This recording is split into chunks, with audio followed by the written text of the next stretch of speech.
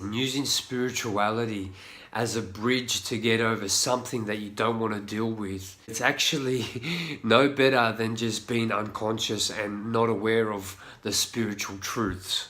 Deluding yourself and putting a facade on how spiritual you are by being addicted to meditation or yoga or crystals or card reading or whatever it is that you actually need to do to actually be happy and enlightened is a facade. Detachment is the last chakra for you to be enlightened. So if you're still needing your yoga every single day or your meditation or whatever your practice is, you're not detached.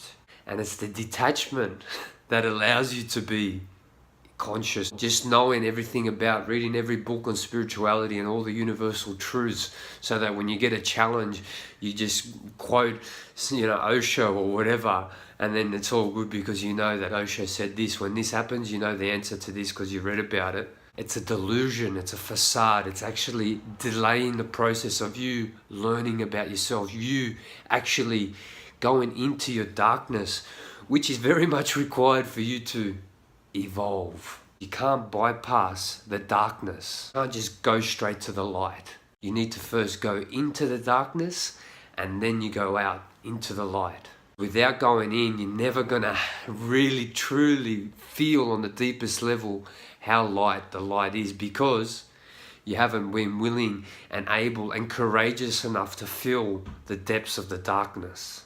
Reading about it, learning all these practices to kind of get to that place. What's the point? You're living in a false bubble. You're living in a factory-made sense of enlightenment. You're not really feeling it on the deepest level.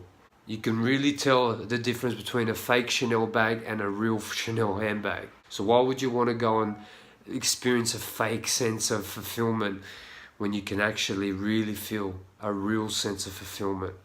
The problem is that it takes you to be courage and takes you to be strong, to go into the depths of your psyche and into the depths of your emotions, to feel things that are painful, to feel things that are sad, and all the bad emotions that we label them to be. We choose not to go there because we want instant gratification of living in this false sense of enlightenment to avoid the pain and the misery. You can't shortcut your way to enlightenment. And why would you want to do that anyway? Each single one of us has the strength and the courage to go into our darkness, to go into the pain and misery, so that we can actually feel and know the contrast that Lao Tzu talks about of knowing how painful pain is, so that we can actually feel how pleasure is.